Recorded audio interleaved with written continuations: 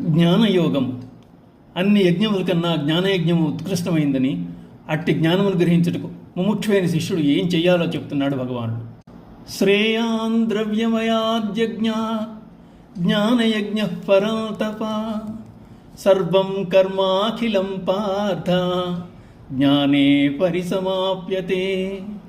అర్జున, ద్రవ్యమయ యజ్ఞము కంటే జ్ఞానయజ్ఞము మిక్కిలి శ్రేష్టమైనది. ఎందుకంటే కర్మలన్నీ జ్ఞానమునందే అంతర్భూతమవుతున్నాయి. ద్రవ్య యజ్ఞము అనగా ధనధాన్యములు ఉపయోగించి సత్కార్యములు చేయుట.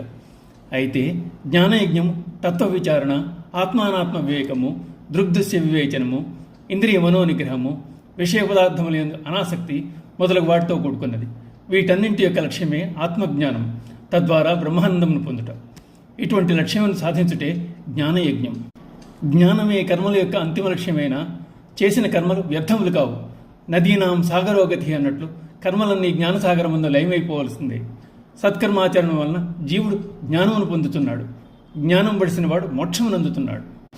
తద్విద్ధి ప్రణిపాతేన పరిప్రశ్నేన సేవయా ఉపదేక్షంతి తే జ్ఞానం జ్ఞానినస్తత్వదర్శినః. నీవు తత్వం దర్శించిన జ్ఞానుల వద్దకు వెళ్ళి వారికి దండ ప్రణామములు ఆచరించడం వలన, వారికి సేవలందించడం చేత వినయముతో భక్తితో వారిని ప్రశ్నించిన వారు ప్రీతి చెందిన వారే నీకు పరమాత్మతత్వ జ్ఞానమును ఉపదేశించెదరు. పరమాత్మని యథార్థ తత్వమును ఎరుగనిదే మనుజుడు జనన మరణ రూప కర్మబంధముల నుండి విముక్తుడు కాలేడు. అట్టి జ్ఞానమును పొందుట పరమావశ్యకం. అధ్యాత్మ విద్య అభ్యసించుటకు గురుబోధ అవసరం. తనను ఆశ్రయించిన వారికి గురువు జ్ఞానాన్ని బోధించగలడు. గురువు ద్వారా శాశ్వతమైన దాన్ని, సత్యమైన దాన్ని శిష్యుడు గ్రహించి ధన్యత చెందగలడు. వేదాంతమును బోధించే పండితులు ఎక్కువ మంది ఉండవచ్చు, కానీ పరమాత్మతత్వం దర్శించి అనుభూతి చెంది బోధించేవారు నిజమైన గురువు. అటువంటి తత్వవేత్తల వద్దనే జ్ఞానము లభించగలదు. పాతము అనగా పడుట, నిపాతము బాగా పడుట, ప్రణిపాతం పూర్తిగా పడుట అను వాటిలో సాధకుడు తనలోని గర్వమును అహంభావమును విడిచిపెట్టి వినయ విధేయతలతో గురువునకు ప్రణిపాతం చేయాలి, సాష్టాంగం ఆచరింపాలి.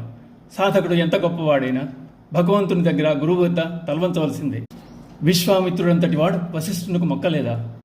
ఇక రెండవది పరిప్రశ్న. ముముక్షు తత్వవేత్తను వినయంతో సమయము చూచి భక్తితో ప్రశ్నించి సందేహ నివృత్తి చేసుకోవాలి. ఇక మూడవది గురుసేవ. పెద్దలకు సేవ చేసి వారి అనుగ్రహం పొందాలి. గురువు అనుగ్రహించినదే పరమార్థాన్వేషణలో ఉన్న సాధకుడు తాను ఆశించిన మార్గానికి అనుకోలేడు. అందుచేత గురుసేవనము, దైవసేవ అనేవి తప్పనిసరిగా ఆచరించవలసినవి. ఆ విధముగా శ్రీకృష్ణ పరమాత్మ అర్జునుడికి చేసిన ఉపదేశము ద్వారా గురు శిష్య సంబంధం ఎలా ఉండాలో లోకమునకు తెలియజేస్తున్నాడు.